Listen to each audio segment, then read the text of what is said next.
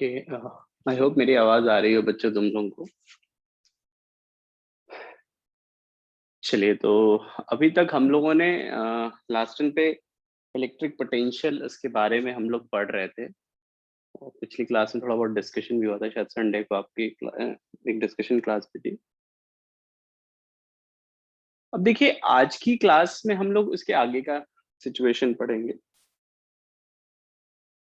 और इसमें एक इम्पॉर्टेंट हिस्सा है इक्विपोटेंशियल सर्फेसेस। ठीक है, सो राइट डाउन दैट हेडिंग बेटा, इक्विपोटेंशियल सर्फेसेस। बच्चों please write down equipotential surface.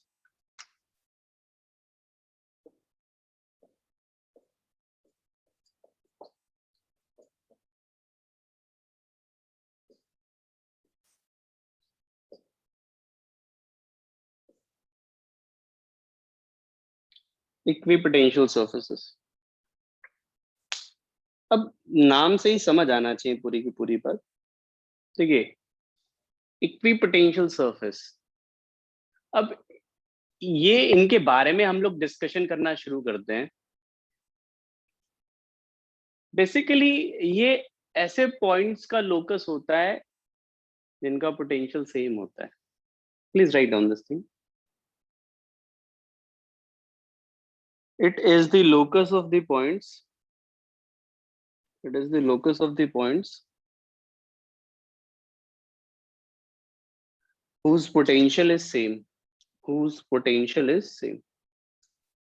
ये ऐसे पॉइंट्स का लोकस है जिसका पोटेंशियल सेम होता है, जिसका पोटेंशियल सेम होता है। नाम से वैसे समझ आ रहा होगा कि उन पॉइंट्स का लोकस जिनका पोटेंशियल क्या हो सेम। तो सबसे पहली इंपॉर्टेंट बात इक्विपोटेंशियल सरफेसेस के लिए यही है कि इनका पोटेंशियल सेम होता है। सबसे पहला point, they have same potential, same potential,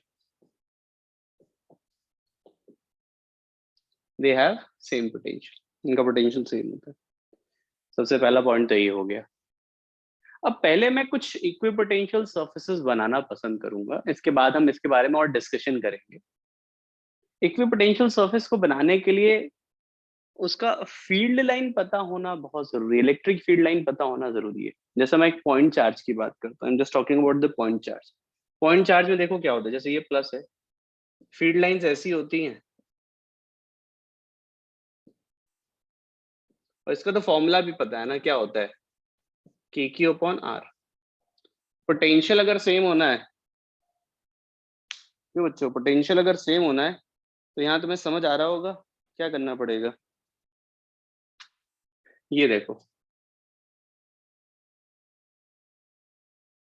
are same होना चाहिए, मतलब ये एक जो सरफेस मैंने बनाई है, this is called equipotential surface, this is called equipotential surface. कोई भी पॉइंट ले लो, सबका पोटेंशियल क्या होगा, सेम होगा। आई होप मेरी बात समझ आ रही है बच्चों। That is called equipotential surface. Is that clear? I hope ये बात क्लियर हो गई तुम लोगों को। इसी तरीके से इसी इसी के लिए अगर दूसरी इक्विपोटेंशियल सरफेस बनानी है तो ये थोड़ा और बढ़ा दो आर की वैल्यू। ये एक दूसरी इक्विपोटेंशियल सरफेस है, ये एक दूसरी इक्विपोटेंशियल सरफेस है, मतलब ये एक इक्विपोटेंशियल सरफेस है, ये दूसरी इक्विपोटेंशियल सरफेस है। तो पॉइंट चार्ज के लिए हम लोग कहते हैं कि कॉन्सेंट्रिक स्फीयर्स जो होते हैं वो इक्विपोटेंशियल सर्फेसेस होती हैं। मेरी बात समझ आ रही है बेटा? Concentric spheres are the example of equipotential surfaces. And please write down बच्चों, please write down बच्चों।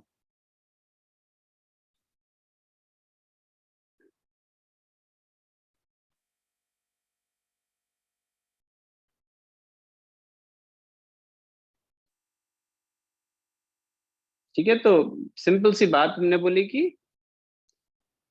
वो पॉइंट्स जिनका पोटेंशियल सेम होगा उसे इक्विपोटेंशियल सरफेस हम लोग कहते हैं।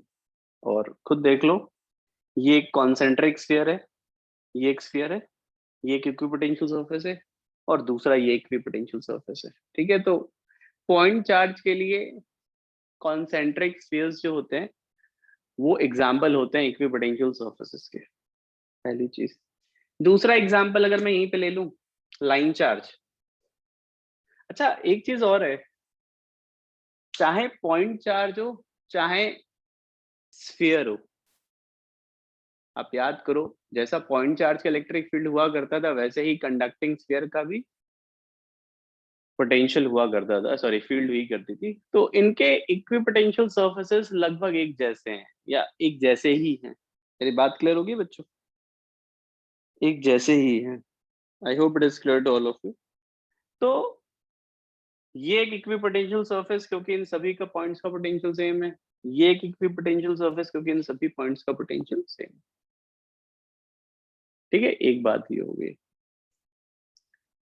तो ये तो पॉइंट चार्ज के लिए इक्विपोटेंशियल सरफेस हो गया। लाइन चार्ज के लिए, लाइन चार्ज समझना मुश्किल नहीं है। Infinite line charge, infinite line charge, ठीक है। Infinite line charge, line charges ये ऐसे हैं।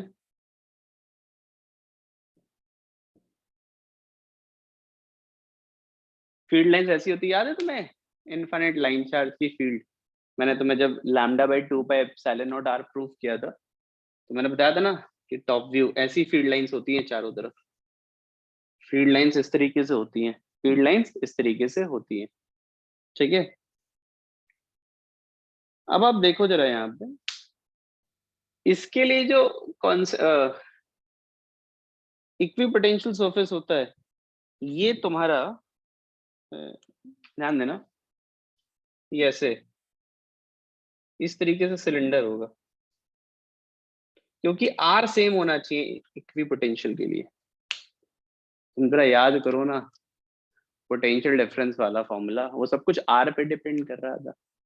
इसके लिए जो इक्विपोटेंशियल सरफेस होगी वो इस तरीके से बनाई जाती है। ध्यान ये रखना, एक प्रॉपर्टी है जो मुझे अगले पॉइंट में ऐड करनी थी, कि इक्विपोटेंशियल सरफेस जो होता है हमेशा फील्ड लाइन के परपेंडिकुलर होता है।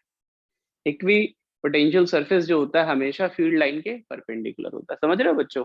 ये बात लिख भी लो, please write down this thing बच्चों। Equipotential surface is always perpendicular to the field lines.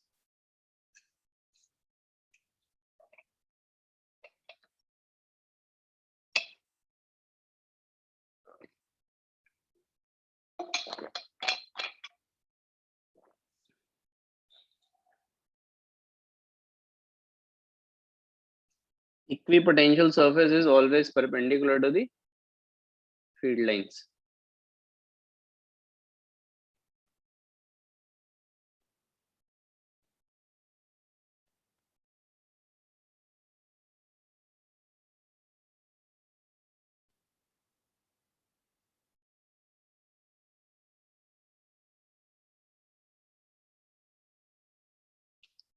But field lines हमेशा इक्विपोटेंशियल सरफेस के परपेंडिकुलर होती है।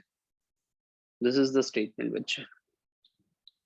तो ये बताओ, ये दोनों चीजें क्लियर हुई? ये याद होनी चाहिए, दिस इज इंपॉर्टेंट बेटा। ये जो है ये याद होना ही चाहिए, ये याद होना चाहिए। इसके बाद देखना बच्चों,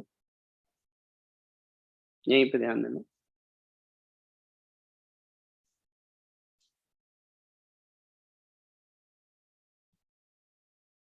एक और इक्विपोटेंशियल सरफेस मैं बनाने जा रहा हूँ, और वो इक्विपोटेंशियल सरफेस मैं यूनिफॉर्म फील्ड के लिए बनाने जा रहा हूँ, यूनिफॉर्म इलेक्ट्रिक फील्ड के लिए। तुम लोग याद करो, यूनिफॉर्म इलेक्ट्रिक फील्ड लाइंस कैसी होनी चाहिए बताओ? यूनिफॉर्म इलेक्ट्रिक फील्ड के लिए इलेक्ट्रिक लाइंस कैसी होनी चाहिए बताओ मुझे? ऐसी होती है फील्ड लाइंस, ऐसी ऐसी फील्ड लाइंस होती हैं यूनिफॉर्म फील्ड के लिए, ऐसी फील्ड लाइंस होती हैं। और इक्विपोटेंशियल सरफेस हमेशा फील्ड लाइंस के परपेंडिकुलर होती है। तो इसके लिए इक्विपोटेंशियल सरफेस जानते हो कैसे आएगी? ऐसे पैरेलल प्लेन्स, ये पैरेलल प्लेन्स है बेटा, this is called parallel planes. ये ऐसे है पैरेलल प्लेन्स, ऐसे प्लेन्स हैं, ऐसे ऐसे। मेरी बात समझ रहे हो बच्चों? ये पैरेलल प्लेन्स है, नहीं इक्वल डिस्टेंस होने की जरूरत नहीं है बेटा। ये प्लेन्स कैसे भी हो सकती है, जरूरी नहीं है कि पैरेलल में ही हो, समझ रहे हो? सॉरी, डिस्टेंस सेम ही हो, पैरेलल होनी चाहिए। अच्छा, तो पैरेलल जो प्लेन्स होंगे ना, वो बिल्कुल अपना क्या कहते हैं आपका इक्विपोटेंशियल सरफेस का काम करेंगी। बच्चों, क्या ये बात क्लियर हो गई तुम सभी लोगों को? Are you getting this thing?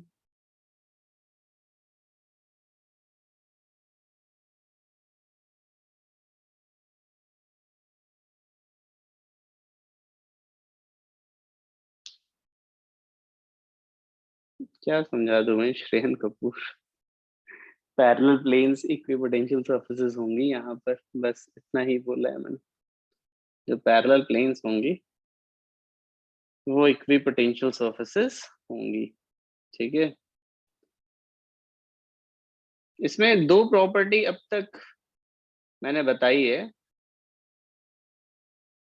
कि दो प्रॉपर्टी बताई है मैंने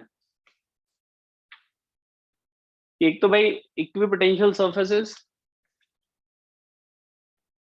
उनके पोटेंशियल सेम होते हैं, और फील्ड लाइंस हमेशा इक्विपोटेंशियल सरफेस के परपेंडिकुलर होनी चाहिए। इसका भी रीजनिंग भी समझ आ जाएगा, फिलहाल तो तुम याद रखो।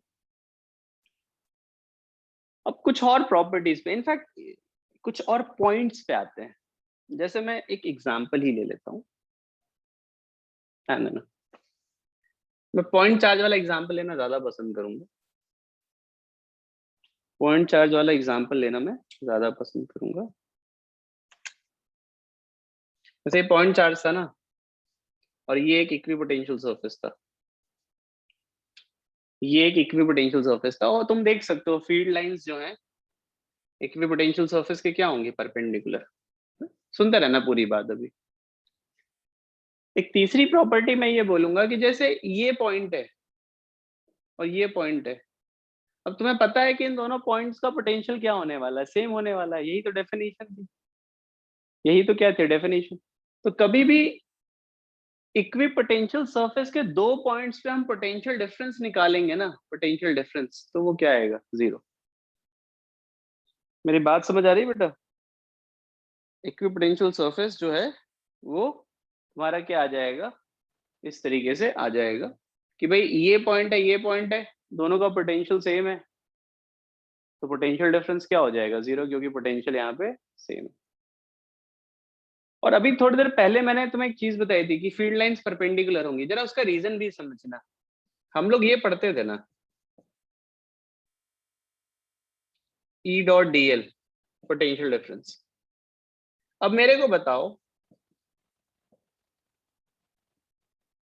Delta we zero, delta we zero, अभी देखते रहना, इसका मतलब E D L cos theta should be zero. अब ये जीरो तभी हो सकता है या तो इलेक्ट्रिक फील्ड जीरो हो जाए या कॉस थीटा जीरो हो जाए। और कॉस थीटा जीरो होने का मतलब थीटा क्या हो जाएगा, 90 डिग्री।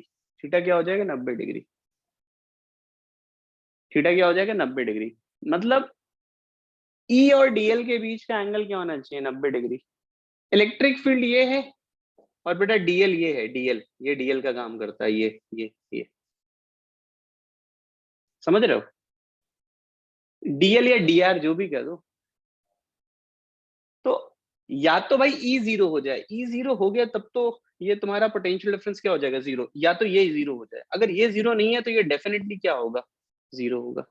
इसीलिए मैं कह रहा था कि फील्ड लाइन सरफेस के हमेशा परपेंडिकुलर होती है। फील्ड लाइंस क्या होती है, सरफेस के परपेंडिकुलर। अब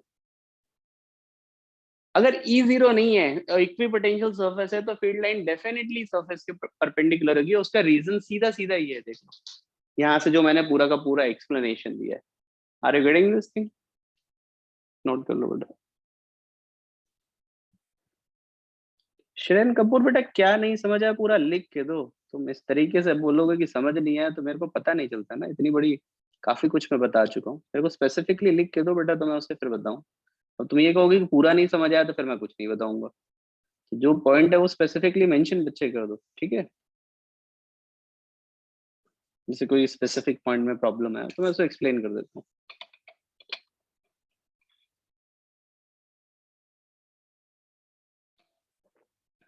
जगर दतीच मैंने कितने स्टेटमेंट दिए, कौन सा स्टेटमेंट रिपीट करूं, कुछ बताएगा, वही तो मैं पूछ रहा हूँ बेटा।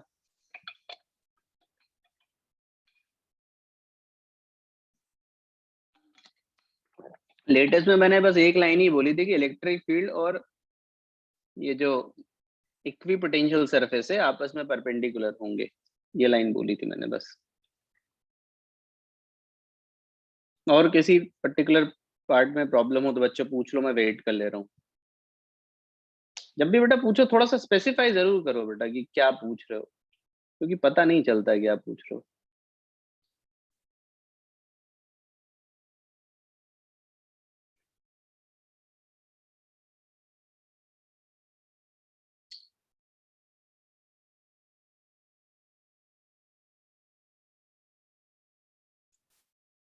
इसमें अगली प्रॉपर्टी अगर हम बात करें ना, तो एक और प्रॉपर्टी हम ले सकते हैं। सब एक जैसी ही प्रॉपर्टी है बेटा, कुछ अलग अलग नहीं है, सब एक जैसी ही प्रॉपर्टी। अगर तुम देखोगे ना, सारी प्रॉपर्टी हम एक जैसी ही बात कर रहे हैं। ऑलमोस्ट सारी की सारी जो प्रॉपर्टी है ना, सब एक जैसी ही हम बात कर रहे होते हैं।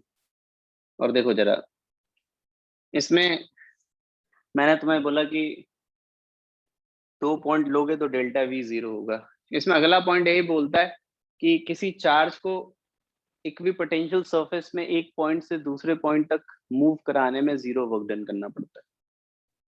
अगला स्टेटमेंट अगर तुम देखोगे बेटा, अगला स्टेटमेंट मैं इसी में बता रहा हूँ, यही चीज है पूरी, देखना।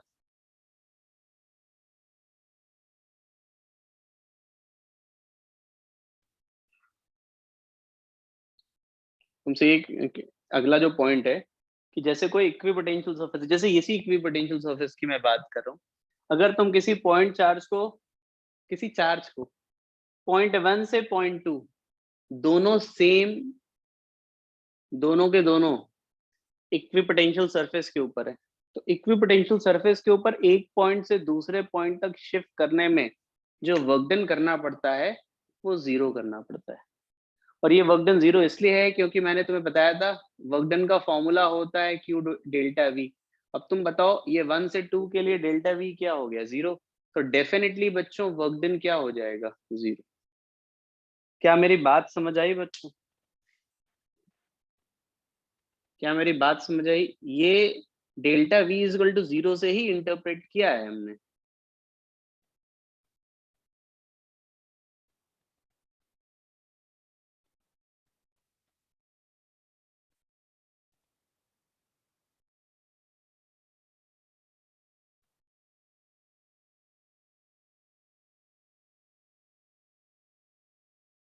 ये एग्जैक्टली exactly उसी पॉइंट से इंटरप्रेट किया है हमने बच्चों।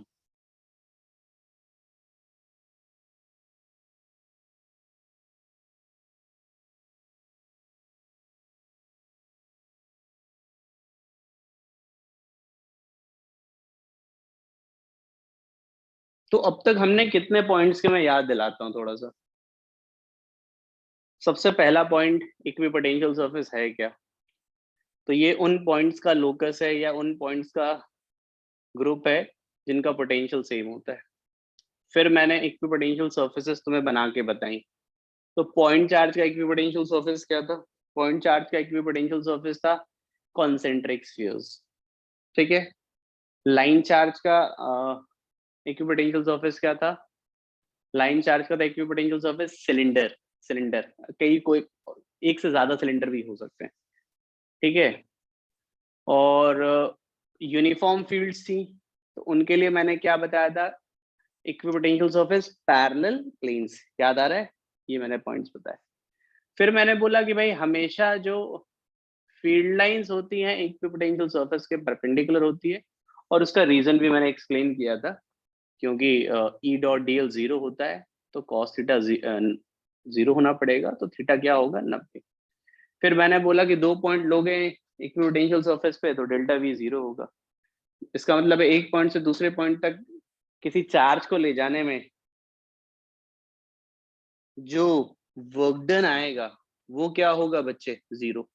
ये लास्ट वाले पॉइंट पे बहुत सवाल या क्वेश्चन बनते हैं बच्चों, लास्ट वाले बिल्कुल पॉइंट पे बहुत सारे क्वेश्चन बनते हैं।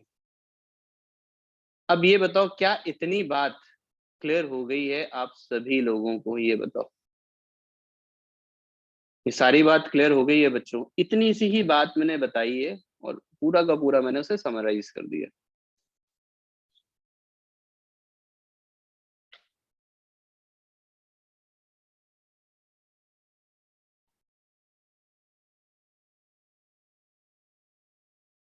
चलो ये बात क्लियर हो गई अब आपको।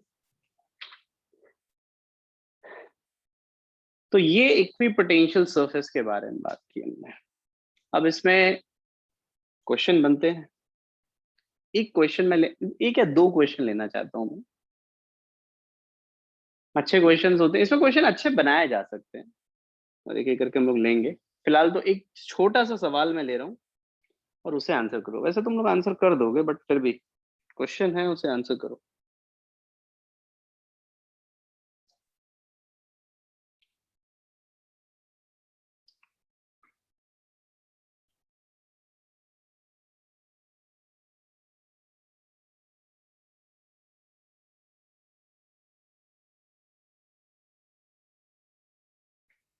यहाँ पर देखना,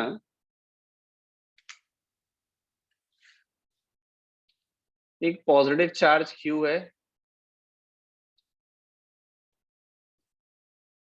ये एक स्फीयर है जिसका सेंटर ये है, ये पॉइंट 1 है, ये A है, B है, C है। एक चार्ज है Q0, एक चार्ज है Q0, ठीक है। इस चार्ज को 1 से A ले गए हैं हम लोग, 1 से B ले गए हैं और 1 से C ले गए, ठीक है।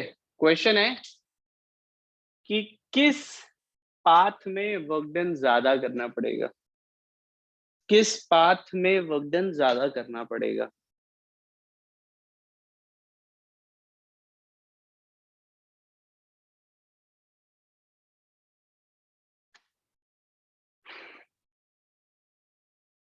किस पाथ में वर्क डन बच्चों ज्यादा करना पड़ेगा? ऑलमोस्ट सबने आंसर सही दिया है मुझे, बस एक लोगों को छोड़ के, एक ने गलत कर दिया है।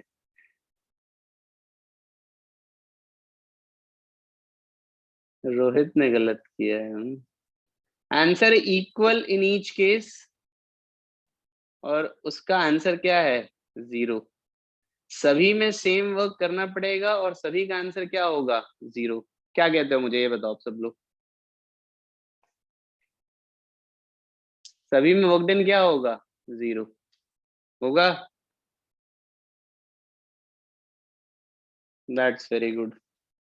अगला सवाल हम लोगों को HCV से लेना है। अगला क्वेश्चन हमें HCV से लेना है। जरा निकालो HCV, सभी लोग निकालो जरा HCV।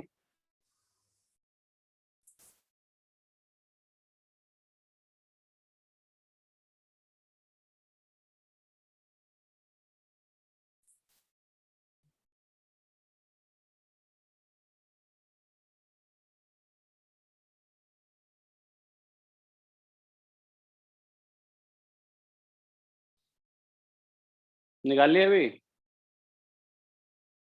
चलो एक क्वेश्चन लेते हैं, बड़ा अच्छा क्वेश्चन है और एक बढ़िया सवाल है इक्विपोटेंशियल सरफेस का।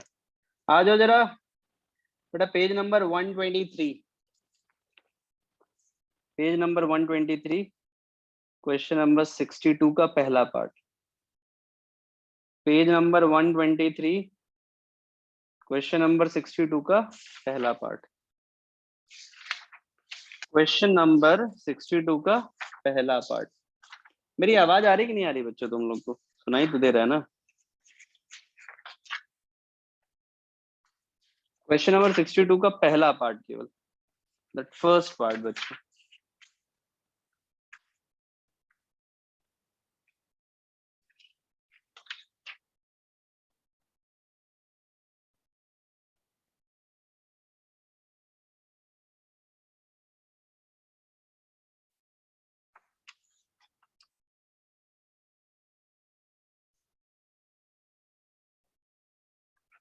बस एक बात का ध्यान रखना, एक बात का जो मैं बताना चाहता हूँ कि इक्विपोटेंशियल सरफेस हमेशा जो होती है ना परपेंडिकुलर होती है फील्ड लाइन के। Page number 123 question number 62।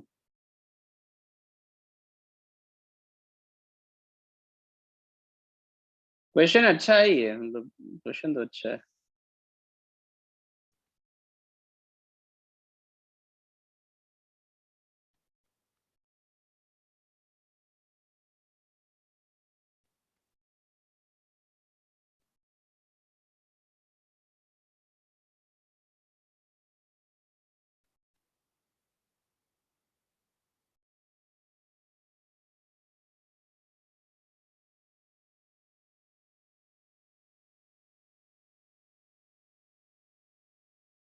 हाँ बेटा 62 का पहला पार्ट।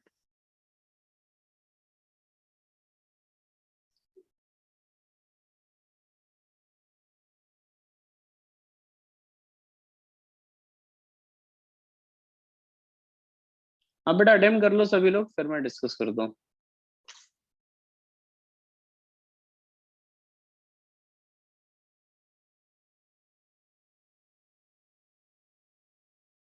सब लोग डिस्कस कर लो, देन आई विल डिस्कस।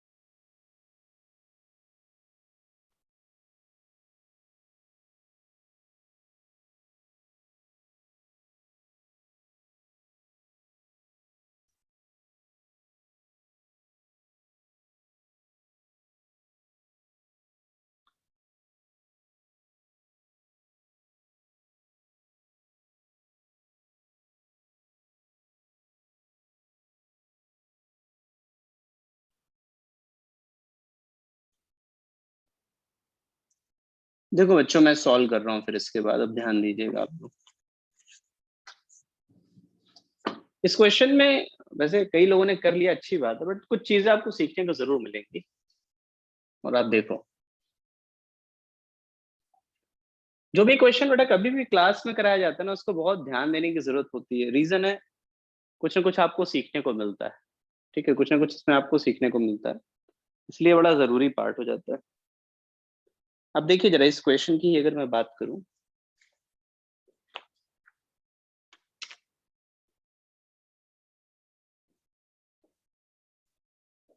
ये तो समझ आ रहा है इक्विपोटेंशियल सरफेस है। अच्छा ये बात है पैरेलल प्लेन्स हैं।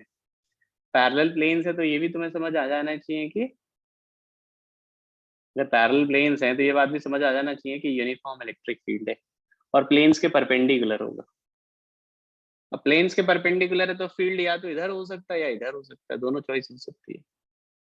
जरा पहले तुम इनकी वैल्यू देखो, 10 वोल्ट, 20 वोल्ट, 30 वोल्ट, 40 वोल्ट, और ये 30 डिग्री है।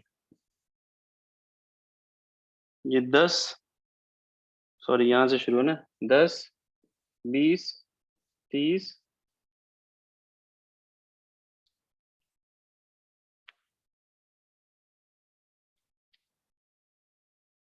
ये कहानी है पूरी की पूरी।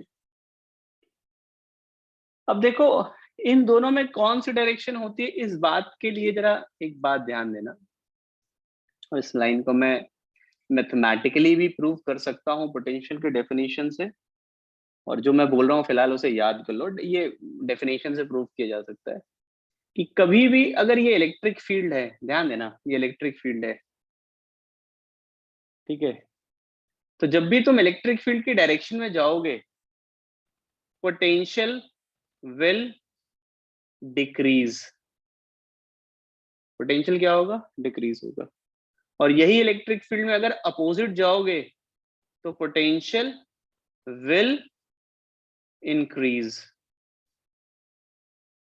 पोटेंशियल क्या हो जाएगा, इंक्रीज हो जाएगा। मेरी बात क्लियर हुई क्या बच्चों तुम लोगों को? और यहां से ही अगर हम देखें तो तुम देख सकते हो पोटेंशियल इधर डिक्रीज हो रहा है ना, तो मतलब इलेक्ट्रिक फील्ड की डायरेक्शन इधर हुई है, इधर।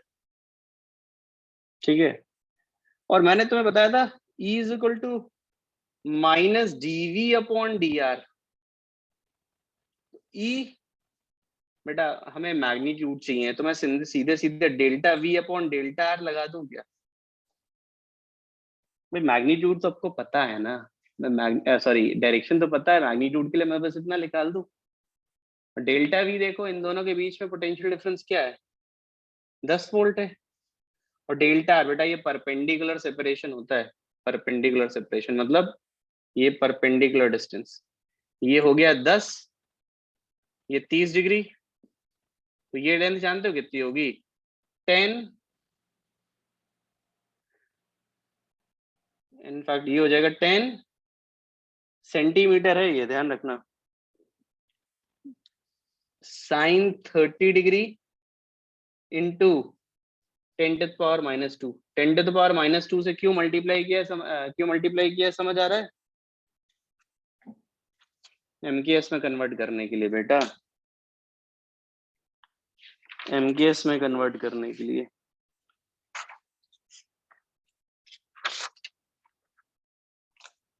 अब मेरे को बच्चों ये बताओ, क्या ये बात या ये क्या ये क्वेश्चन अब आप लोगों को बहुत अच्छे से क्लियर है? जस्ट टेल मी बेटा, सभी लोग बताओ। और ये पूरी बात याद रखिएगा, जो जो बातें मैंने या जो जो पॉइंट्स मैंने यहाँ पे सिखाया है। आपको बेटा कुछ पूछना हो तो जरूर पूछ लो। कृष्णा गौड़ बेटा, इलेक्ट्रिक फील्ड सरफेस के परपेंडिकुलर होती है और इलेक्ट्रिक फील्ड की डायरेक्शन में जाने पे पोटेंशियल घटता है। तो मैंने देखो जो डायरेक्शन बनाई है उस डायरेक्शन में जाने पर पोटेंशियल घट रहा है और सरफेस के परपेंडिकुलर है। ठीक है, लिख लेना बच्चे अच्छे से। अरे देख लो यार, देवेश एचसीबी का ही सवाल है यार, हमसे मत दिखवाओ, ढूंढ लो आ जाएगा, पीछे दिया होगा, वैसे जहां तक 200 ही है शायद।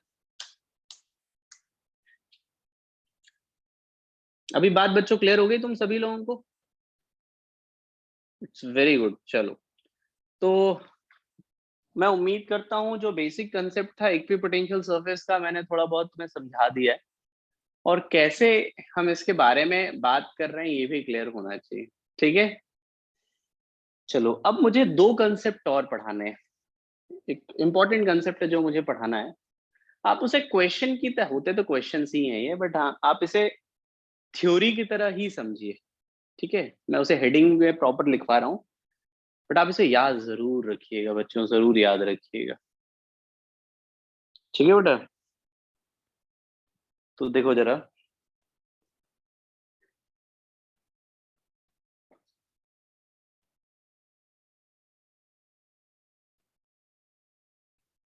थ्योरी बहुत है बेटा अभी भी। एक बड़ा हिस्सा तो वैसे हम लोग कवर कर चुके हैं अभी भी, लेकिन अभी भी मैंने पोटेंशियल एनर्जी नहीं पढ़ाई। एक बड़ा हिस्सा हम लोग जरूर कर चुके हैं, बट अभी भी क्योंकि फील्ड और पोटेंशियल एक बड़ा हिस्सा है, लेकिन अभी भी इसमें जानते हो इलेक्ट्रिक पोटेंशियल एनर्जी बची हुई है, तो अभी भी है, चिंता मत करो। मैंने बोला था ना बहुत लंबा चैप्टर है, और हर दिन आकर के कुछ नया ही सीख रहे होते हैं, तब भी आप देखो फिर भी अभी भी बचा हुआ है बहुत कुछ, जैसा मैंने बोला ही था। आ जाओ बात करते हैं यहाँ पे। आप हेडिंग लिखो रीडिस्ट्रीब्यूशन ऑफ चार्जेस।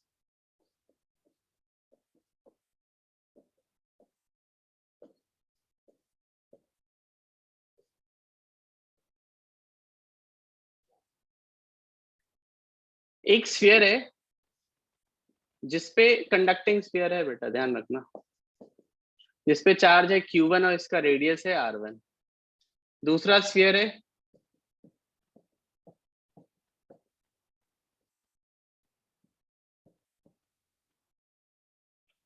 जिसपे चार्ज है Q2 और रेडियस है R2।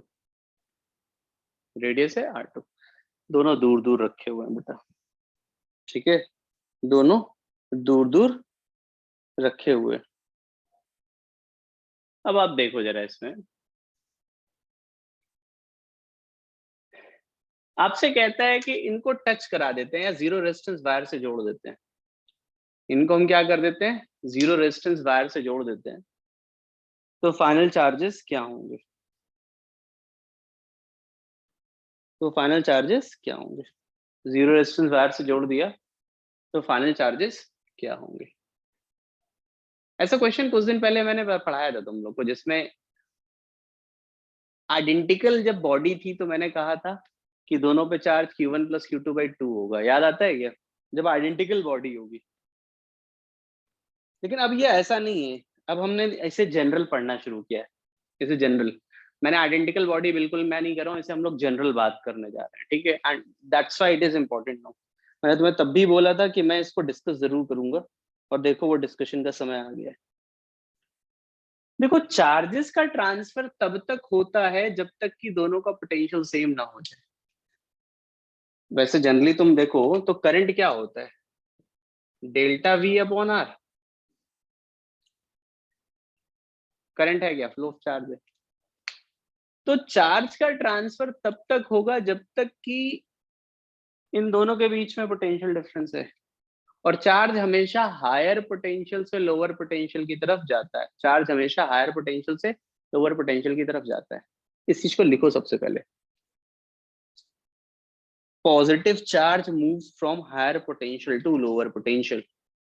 Please write down, positive charge moves from higher potential to lower potential. Positive charge moves from higher potential to lower potential.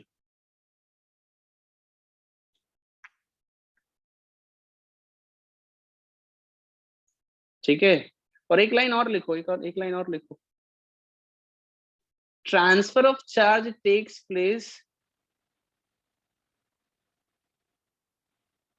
transfer of charge takes place, transfer of charge takes place until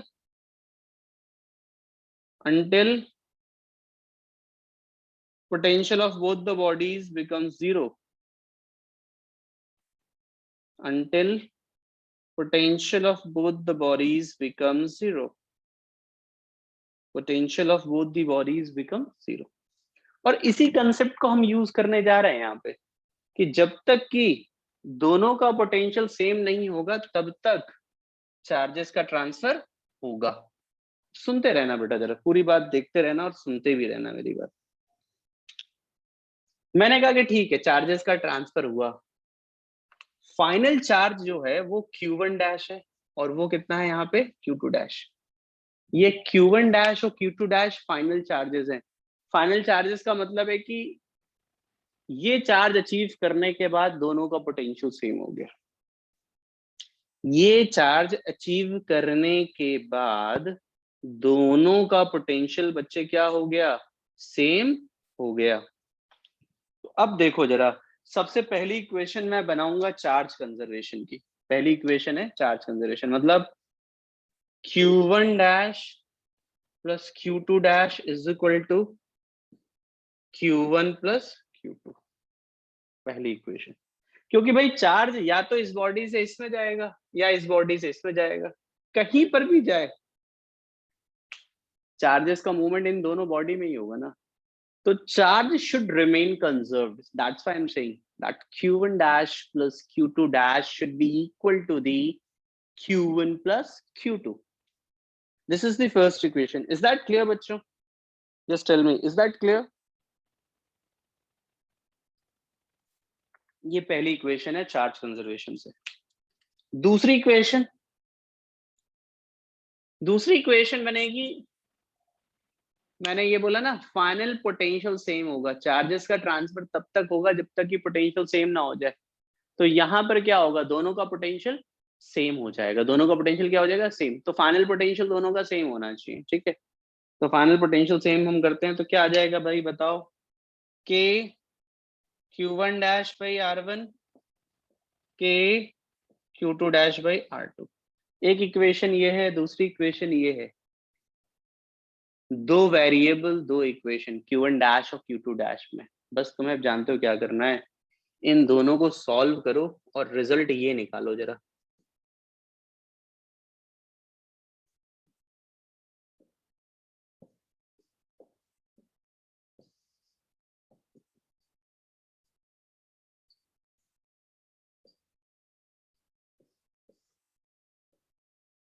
ये result आएगा। Solve करके निकालना बेटा ये, ठीक है? चलो solve करो।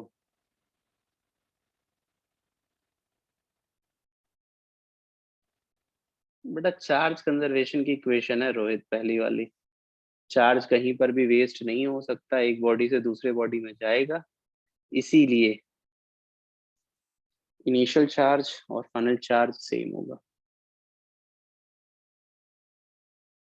बेटा सेकंड वाला, दोनों का पोटेंशियल सेम होगा, क्योंकि चार्ज का ट्रांसफर तब तक होता है जब तक कि दोनों का पोटेंशियल सेम ना हो जाए।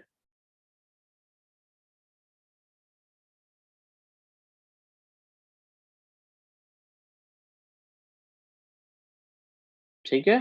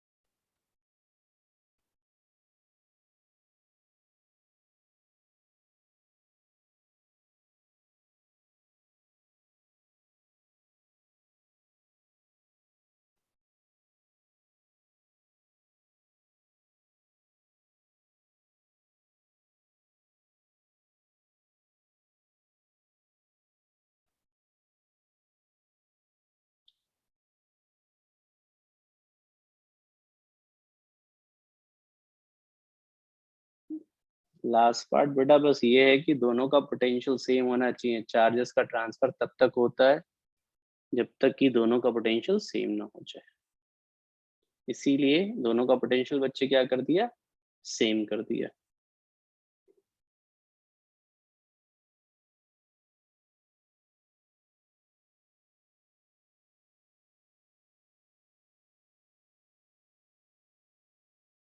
और ये रिजल्ट रट्टा मार लो भाई, सभी लोग जरा इस रिजल्ट को बिल्कुल रट लेना है बच्चों, ठीक है?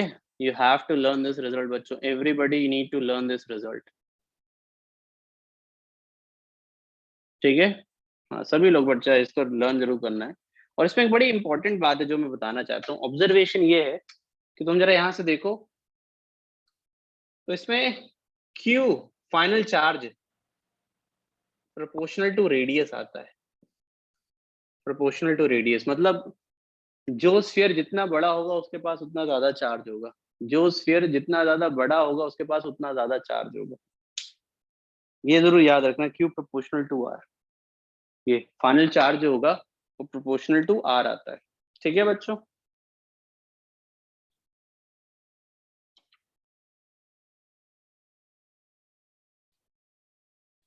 Final charge proportional to R आता है।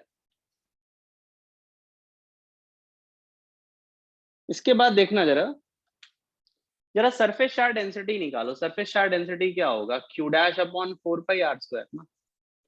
जरा सिग्मा वन पहले वाले स्फीयर पे निकालो।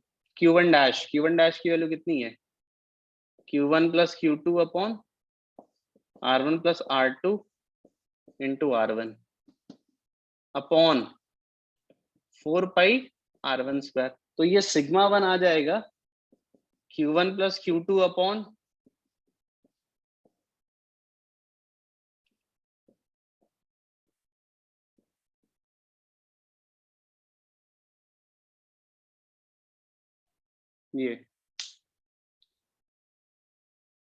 ये आएगा। और इसी तरह सिग्मा टू तुम देखोगे ना, तो ये आ जाएगा Q1 प्लस Q2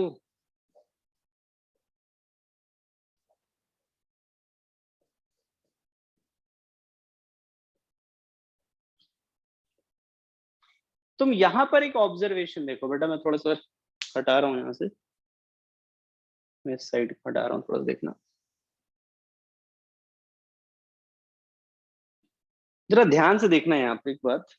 दोनों में जब तुम देखोगे ना, तो sigma proportional to 1 upon R आता है। सिग्मा जो आता है प्रोपोर्शनल टू 1/r आता है।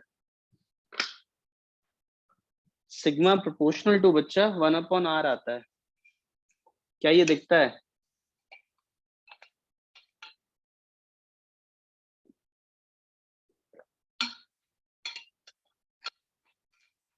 वन अपॉन आर आता है।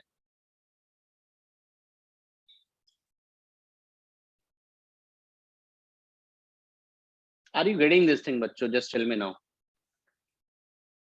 और ये चीज जरूर याद रखना बेटा कि sigma inversely proportional to R आता है। मतलब जहां जिसका रेडियस छोटा है ना, जिसका रेडियस छोटा है वहां सरफेस चार्ज डेंसिटी ज्यादा है।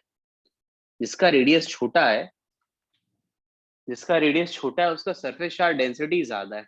और ये बहुत काम की चीज है। अभी तुम इसे नोट कर लो, मैं एक क्वेश्चन तुम्हें देता हूँ, देन यू विल रियलाइज कि मैं ऐसा क्यों कह रहा था बच्चे। देन यू विल रियलाइज कि मैं ऐसा क्यों कह रहा था।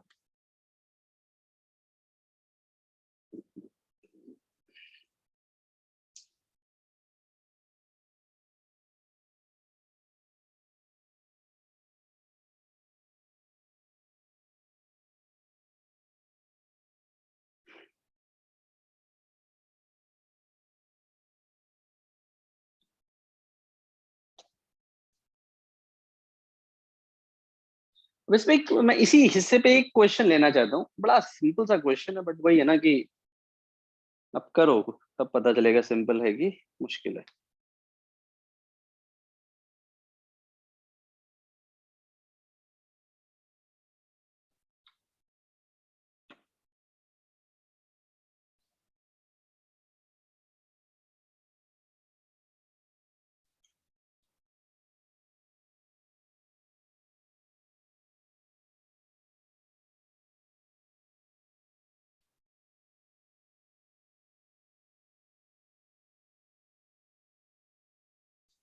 देखिएगा,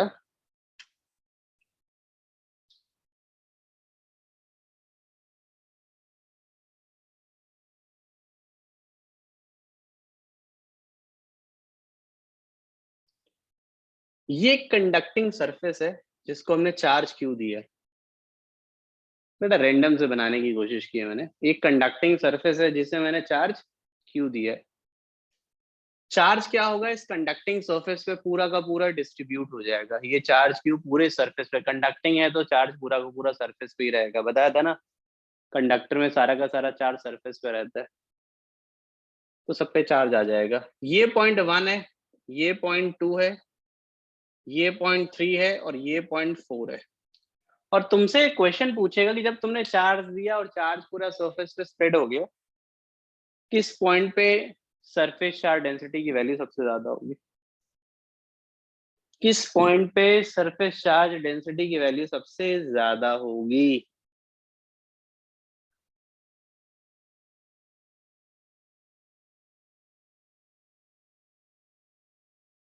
जहां पर रेडियस सबसे कम होगा वहां पर सरफेस चार्ज डेंसिटी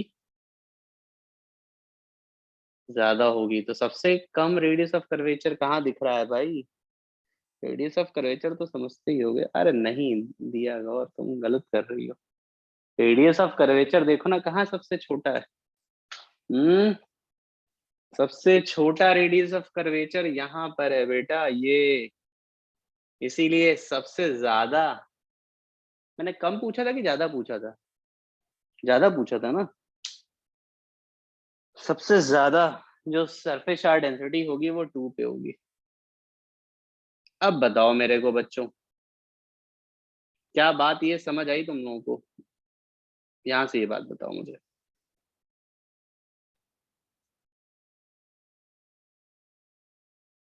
ठीक है बच्चों, जिन्होंने गलत आंसर भी दिया तो उम्मीद करता हूँ कि सबका अब रिजल्ट समझ आ गया होगा। चलो, तो ये हिस्सा हो गया। तो आई होप ये रीडिस्ट्रीब्यूशन ऑफ चार्जेस वाला कंसेप्ट थोड़ा बहुत क्लियर हो गया है तुम लोगों को। इसी में अगला concept, concept of earthing, heading लिखो।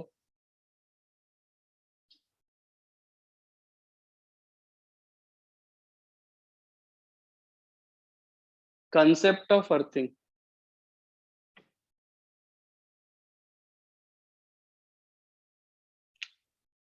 कंसेप्ट ऑफ अर्थिंग,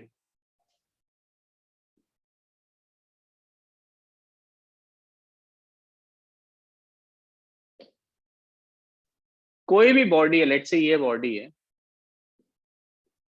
इस पे चार्ज है कुछ, और इसको अगर आपने अर्थ कर दिया, इसको अगर आपने क्या कर दिया, अर्थ, तो अर्थिंग का बेसिक मतलब यही होता है कि जब भी आप किसी सरफेस को अर्थ करते हैं उसका पोटेंशियल जीरो हो जाता है। जिस भी सरफेस को, जिस भी पॉइंट को आप अर्थ करते हैं उसका पोटेंशियल क्या हो जाता है, zero. And please write down this thing,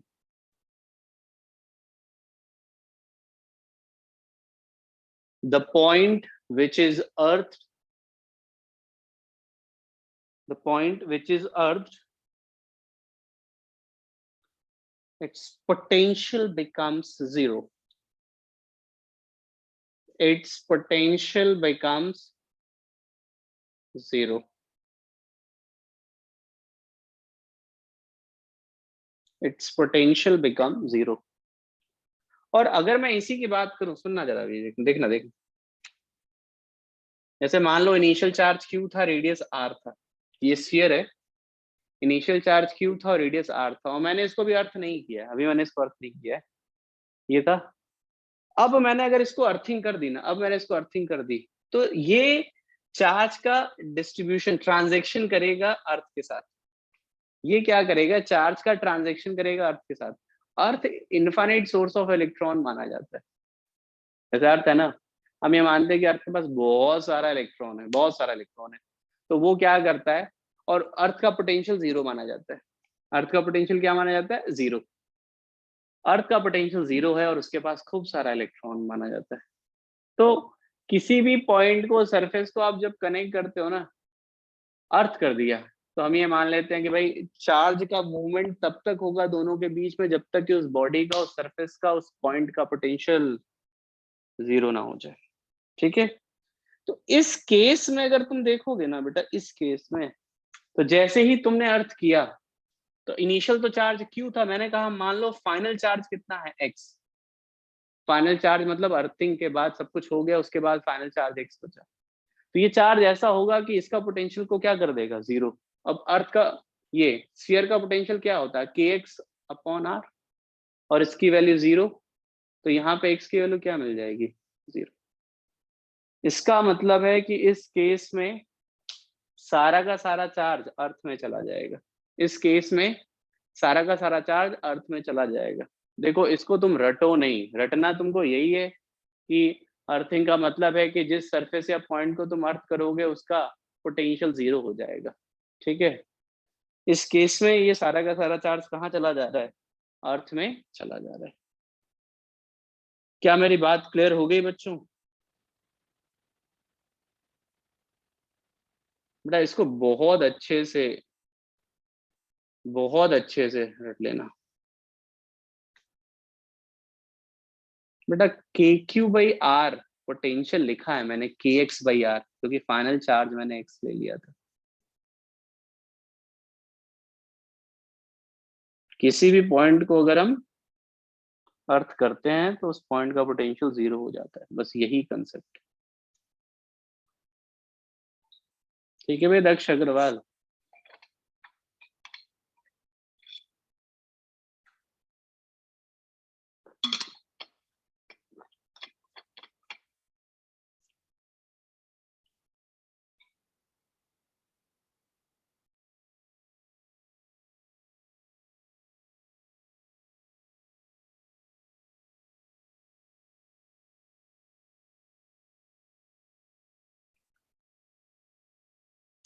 तो ये बताओ मेरे को, कंसेप्ट ऑफ अर्थिंग क्लियर हुआ सभी को बच्चों?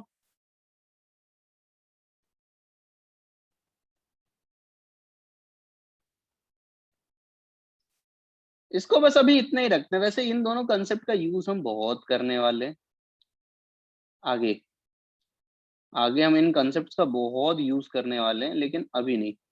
अभी तो तुम बच्चे बस इतना ही याद कर लो, क्योंकि इसका यूज अभी आगे बहुत मिलने वाला है। अभी कुछ इस पे स्पेसिफिक सेक्शंस मुझे पढ़ाने होते हैं, तब इस पे कुछ पर्टिकुलर क्वेश्चंस आएंगे और फिर से हमें काफी मेहनत करनी पड़ेगी वहां पे। ठीक है, चलो भाई ये कहानी हो गई। अब हम लोग शुरुआत करते हैं पोटेंशियल एनर्जी या इलेक्ट्रिक पोटेंशियल एनर्जी। हेडिंग लिखो इलेक्ट्रिक पोटेंशियल एनर्जी। ये भी एक इंपॉर्टेंट हिस्सा है जो बचा हुआ है अभी भी। अब इस पे आते हैं।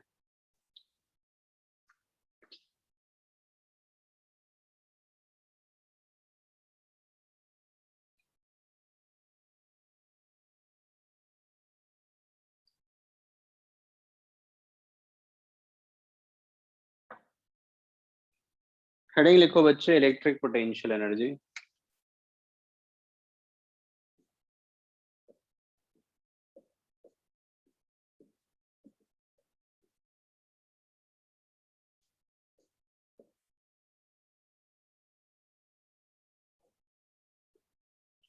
द टर्म इज बच्चों इलेक्ट्रिक पोटेंशियल एनर्जी। देखिए इलेक्ट्रिक पोटेंशियल एनर्जी क्या है, और ध्यान देना बच्चे ये बड़ा एक अच्छा कंसेप्ट है ये भी। पोटेंशियल एनर्जी हमेशा किसी ना किसी सिस्टम के लिए डिफाइन होती है। अब क्योंकि हम लोग इलेक्ट्रिक पोटेंशियल एनर्जी पढ़ रहे हैं तो ऑब्वियसली इलेक्ट्रिक पोटेंशियल एनर्जी हमेशा एक चार्ज सिस्टम के लिए डिफाइन होगी। और यहीं से शुरुआत करो, please write down. Electric potential energy is defined for a charge system. Electric potential energy is defined for a charge system. Electric potential energy charge system के लिए डिफाइन की जाती है, सबसे पहली बात। दूसरी बात देखिए, इलेक्ट्रिक पोटेंशियल एनर्जी क्या होता है उसके बारे में डिस्कशन करते हैं। तो इलेक्ट्रिक पोटेंशियल एनर्जी के डेफिनेशन की अगर मैं बात करूं तो सिंपल सी डेफिनेशन है कि कोई भी चार्ज सिस्टम बनाने में जो इलेक्ट्रिक फोर्स के अगेंस्ट वर्क डन करना पड़ेगा, that is called electric potential energy of the system. मैं फिर से रिपीट कर रहा हूं, किसी चार्ज सिस्टम को बनाने में, कंस्ट्रक्ट करने में जो इलेक्ट्रिक फोर्स के अगेंस्ट वर्क डन करना पड़ता है, that work done is called electric potential energy of that system. And please write down, मैं उसे डिक्टेट कर देता हूं। It is defined as, that is electric potential energy is defined as, electric potential energy is defined as amount of work done, amount of work done in constructing, in constructing a charged, constructing a charged system, charge system against the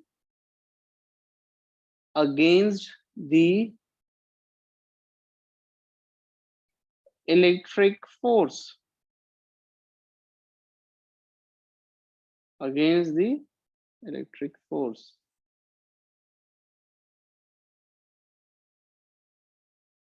is called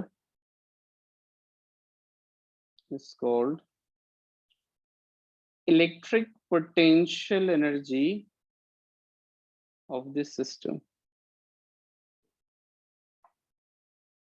electric potential energy of the system. पूरी बात समझ आई क्या बच्चों? जैसे कोई भी charge system, जैसे यही है,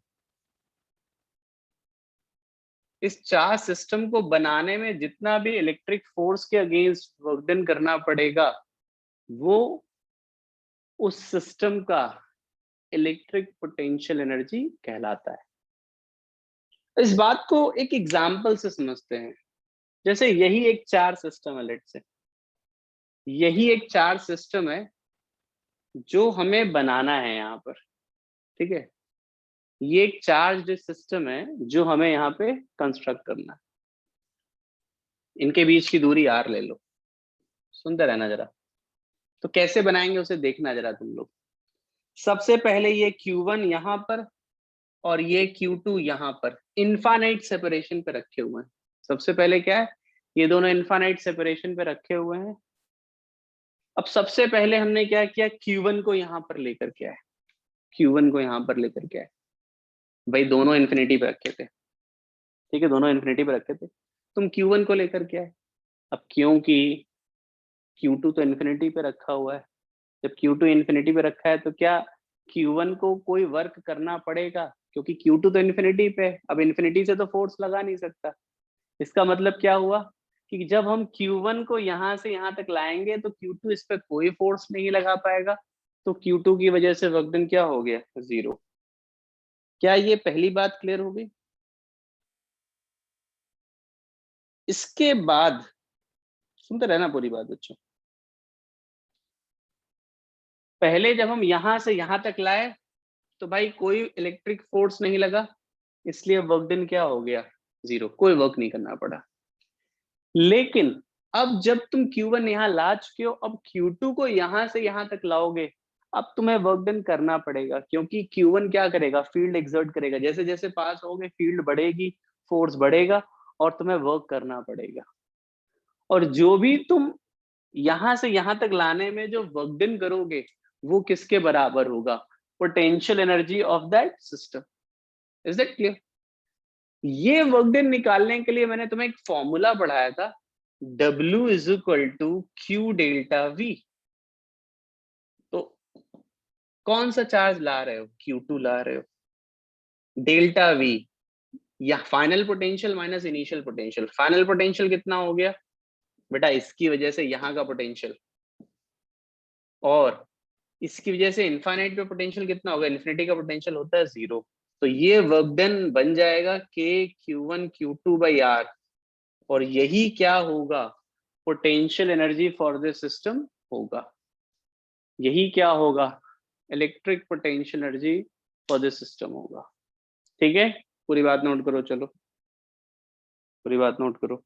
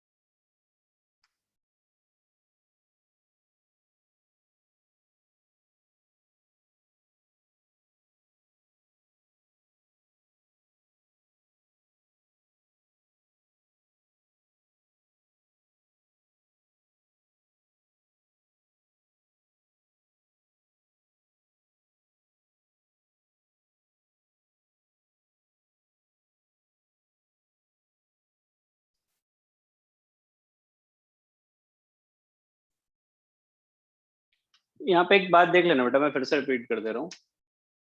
किसी चार्ज सिस्टम को कंस्ट्रक्ट करने में जो इलेक्ट्रिक फोर्स के अगेंस्ट वर्क डन करना पड़ेगा वो इस सिस्टम का इलेक्ट्रिक पोटेंशियल एनर्जी होगा। सबसे पहले हम Q1 को लेकर के आए, दोनों इन्फिनिटी पे थे। सबसे पहले हम Q1 को लेके आए तो कोई इलेक्ट्रिक फोर्स नहीं लगेगा क्योंकि ये इन्फिनिटी पे था, कोई फोर्स लगा नहीं सकता था। लेकिन जब हम Q2 को लेकर के आएंगे, क्योंकि Q1 यहाँ पर आ चुका था, तो इलेक्ट्रिक फोर्स लगाएगा और इलेक्ट्रिक फोर्स की वजह से इस पे इलेक्ट्रिक वर्क डन करना पड़ेगा, इलेक्ट्रिक फोर्स के अगेंस्ट वर्क डन करना पड़ेगा ऐसे लाने में। अब एक्सटर्नल फोर्स जो वर्क करेगा उसका फॉर्मूला, जो तरीका मैंने बताया था, Q डेल्टा V। तो चार्ज तुम लेकर के आए Q2 और डेल्टा V होता है फाइनल पॉइंट का पोटेंशियल माइनस इनिशियल पॉइंट का पोटेंशियल। ये है फाइनल पॉइंट, वहां का पोटेंशियल माइनस इनिशियल पॉइंट का पोटेंशियल, और ये तुमको दे देगा इलेक्ट्रिक पोटेंशियल एनर्जी। ठीक है। खैर यहाँ पर मैं कुछ और बताना चाहता था, ध्यान देना। इलेक्ट्रिक पोटेंशियल एनर्जी जो डेफिनेशन है वो पूरी कंप्लीट है, मैंने पूरी की पूरी बात बताई है आपको। यहाँ पे थोड़ा सा और मैं इसको कुछ बातें और बताना चाहता हूँ। एक्चुअल में क्या होता है, सुनते रहना मेरी बात। इसको एक्चुअल में हमें कहना चाहिए, इसका एक स्पेसिफिक नाम है इलेक्ट्रिक पोटेंशियल एनर्जी, तो मैं इसको कह ही रहा हूं लेकिन इसका एक स्पेसिफिक नाम है interaction potential energy. This is called interaction potential energy. ठीक है, क्योंकि इसमें एक चीज अभी बची हुई थी। एक तो था ये चार सिस्टम बनाने में जो वर्क डन हुआ इलेक्ट्रिक फोर्स के against, that is electric potential energy of this system. लेकिन इस चार्ज को भी तो बनाने में कुछ वर्क डन करना पड़ा होगा। इस पर्टिकुलर चार्ज को बनाने में भी तो कुछ वर्क डन करना पड़ा होगा। तो चार्ज को जो बनाने में इलेक्ट्रिक वर्क डन करना पड़ता है, चार्ज को बनाने में जो इलेक्ट्रिक फोर्स के अगेंस्ट वर्क डन, या सिंपली चार्ज को बनाने में जो वर्क डन करना पड़ता है, उसका एक स्पेसिफिक नाम होता है, उसे हम कहते हैं सेल्फ एनर्जी। इस उसका एक नाम है बच्चे, सेल्फ एनर्जी। इसका क्या नाम है? Self energy. सेल्फ एनर्जी क्या है कि किसी चार्ज को बनाने में, कंस्ट्रक्ट करने में जो इलेक्ट्रिक फोर्स के अगेंस्ट वर्क डन करना पड़ता है, that is the self energy. और किसी चार्ज सिस्टम को बनाने में जो वर्क डन करना पड़ता है इलेक्ट्रिक फोर्स के against, that is called electric potential energy. ठीक है। यहां पर तुम्हें बस एक बात ध्यान रखनी है बच्चों, एक बात ध्यान रखनी, जो मैं जिसकी वजह से इतनी बड़ी कहानी में ये नोट कर लिया है ना तुम लोगों ने, के Q1 Q2 बाई आर तो नोट कर लिया है तुम लोगों ने भाई, के Q1 Q2 by are note कर लिया है ना बच्चों। मैं इसको थोड़ा हटाना चाहता हूँ।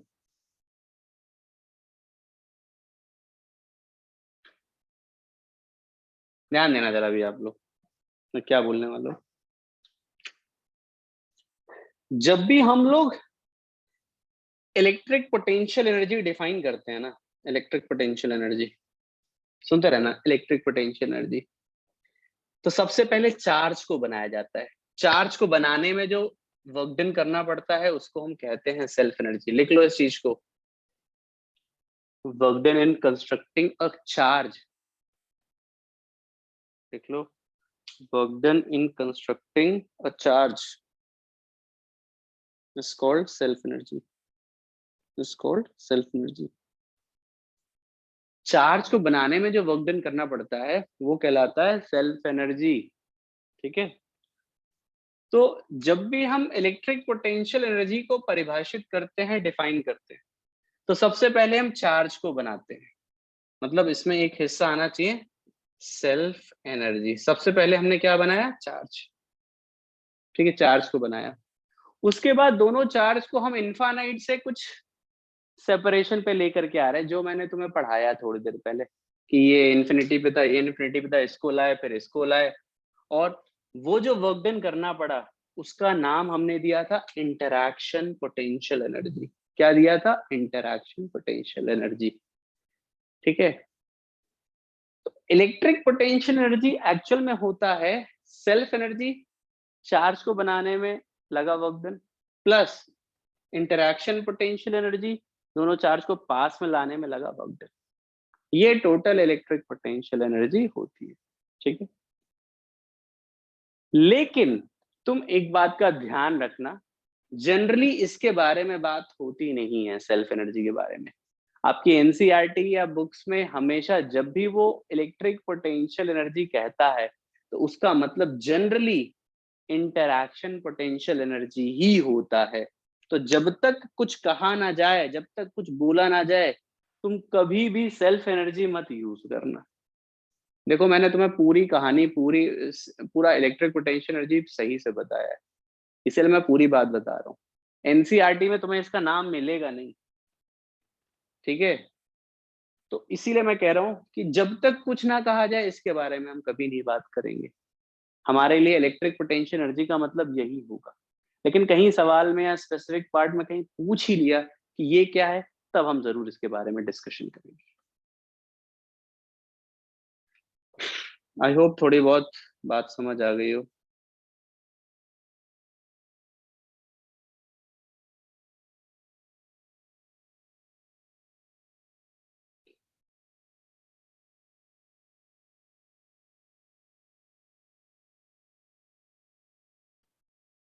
लिख लो बेटा, अच्छे से लिख लो, 3-3 4-4 लाइनें लिख लो जो मैं बोल रहा हूँ। It's an important one.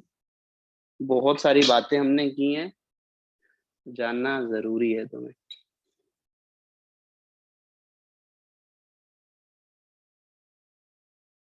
हाँ, work done that is interaction potential energy.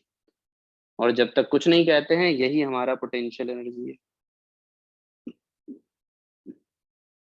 क्या रहता जोधा बेटा, जो परिभाषा है ना डेफिनेशन में, उस पे क्या नाम है, सवाल नहीं खड़े कर सकता। जैसा है वो मैंने बता दिया, ठीक है बच्चे। अब वो इन्फिनिटी से क्यों लाते हैं, दोनों एक साथ क्यों नहीं लाते, दौड़ा दौड़ा के क्यों नहीं लाते, खींच खींच के क्यों नहीं लाते, इसका जवाब मैं कैसे दे दूं बेटा।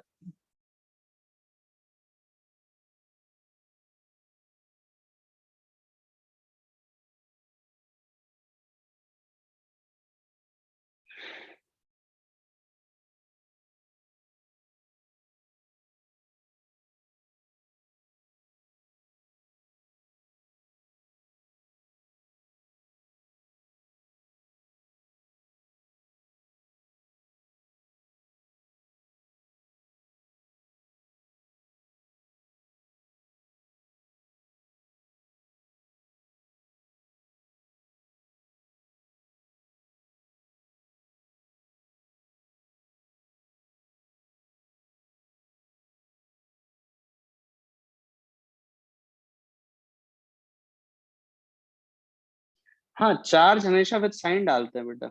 ये जो के Q1 Q2 हमने लिया है ना, चार्जेस को विद साइन डालते हैं, इसीलिए potential energy can be positive और नेगेटिव। ये बात भी लिख लेना। ये जो फॉर्मूला है K Q1 Q2 upon R, तो इसमें जो है ना Q1 Q2 are placed with sign, okay.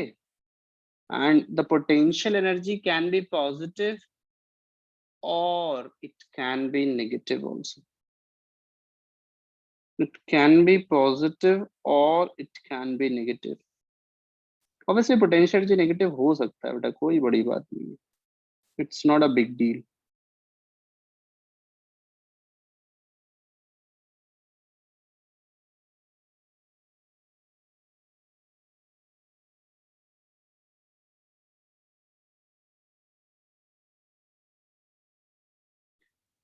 तो हमेशा ध्यान रखना, मैं वापस आता हूँ इसी कहानी में पूरे।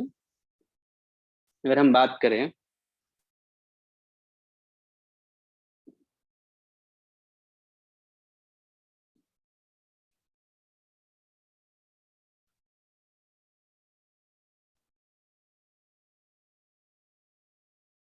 जब तक कुछ नहीं कहा जाता हम हमेशा इंटरैक्शन पोटेंशियल एनर्जी की ही बात करेंगे, ठीक है। वही हमारे लिए पोटेंशियल एनर्जी है। वैसे मैं कुछ क्वेश्चन सेल्फ एनर्जी के भी करवाऊंगा, लेकिन बहुत कम क्वेश्चन होते हैं सेल्फ एनर्जी के। तो उम्मीद करता हूँ पूरी बात समझ आ गई। चार्जेस को बनाने में जो वर्क डन होता है वो सेल्फ एनर्जी, और चार्ज सिस्टम को जो बनाने में वर्क डन होता है that is called electric potential energy, ठीक है। अब चलो बात करते हैं हम लोग। हमने अभी जस्ट एक तरीके से प्रूफ ही किया कि Q1 Q2 कुछ अगर R डिस्टेंस पे रखे हैं तो इनकी पोटेंशियल एनर्जी क्या हो जाएगी, K Q1 Q2 upon R। समझ गए? चार्जेस को विद साइन रखते हैं और electric potential energy positive negative कुछ भी हो सकता है। यहां से देखना, एक इक्विलेटरल ट्राइंगल है, यहां पर Q1 Q2 Q3 equilateral triangle है। साइड लेंथ ए ले लो, साइड कितना है बच्चे, ए।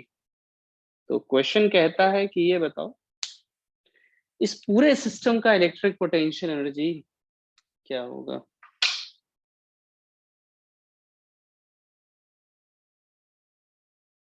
अर्चना बेटा तुमने कुछ ज्यादा ही जल्दी कर दी है। हर्ष लो, ये तुम्हारा सही है, बट आप आराम से करो, कोई जल्दी नहीं है मेरे को।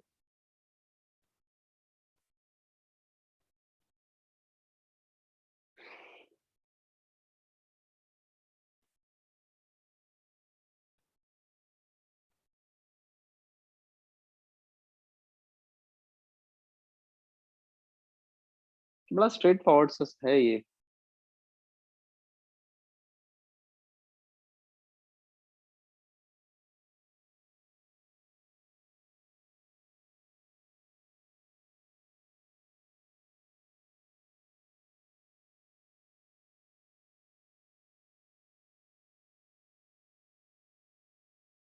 There are the three sets. There are the three sets बच्चों। क्या लिखोगे बताओ। K Q1 Q2 by A, K Q2 Q3 by A, K Q1 Q3 by A। क्या मेरी बात समझ आई तुम लोगों को? भाई इनके बीच में पोटेंशियल एनर्जी, इनके बीच में और इनके बीच में। उम्मीद करता हूँ तुम लोग सभी लोगों ने सही निकाला है, बहुत सारे लोगों ने सही निकाला है, बट कुछ लोगों ने गलती भी की है, कुछ लोगों ने गलती भी की है।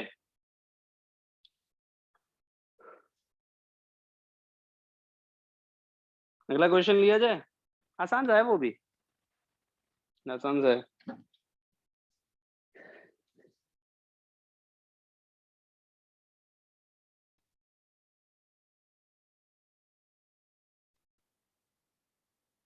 अब गलत मत करना ये वाला। स्क्वायर है जिसका साइड लेंथ ए है, ये Q1 Q2 Q3 Q4। जरा इसका इलेक्ट्रिक पोटेंशियल एनर्जी तो निकालो सिस्टम का भाई, इलेक्ट्रिक पोटेंशियल एनर्जी निकालो सिस्टम का।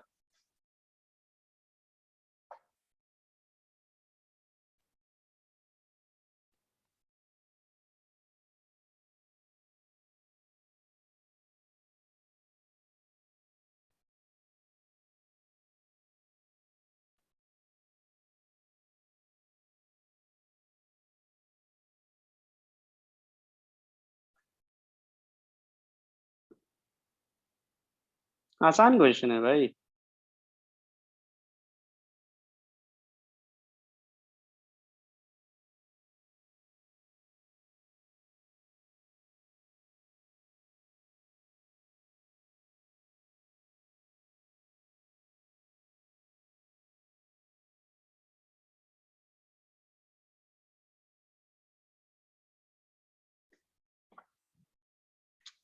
क्या लिखोगे?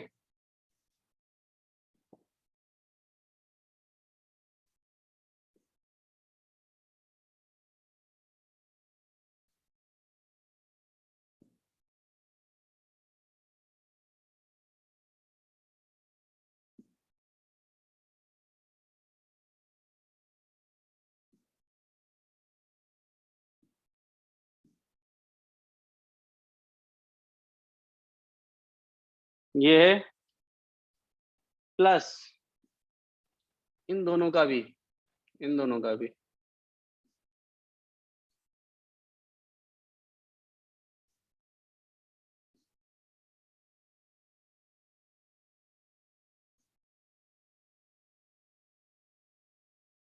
एग्जैक्टली आंसर आएगा। क्या कहते हो भाई, क्लियर है ये?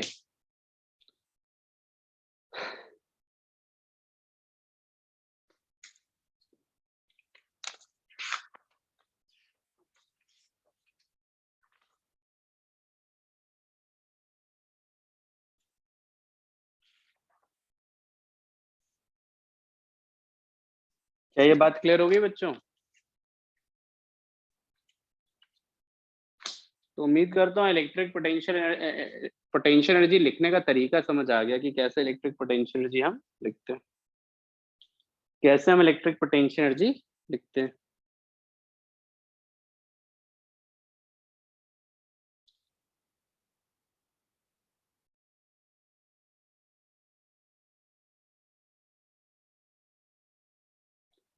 चलो भाई, तो पोटेंशियल एनर्जी क्या होता है, कैसे लिखते हैं, ये हमने सीख लिया।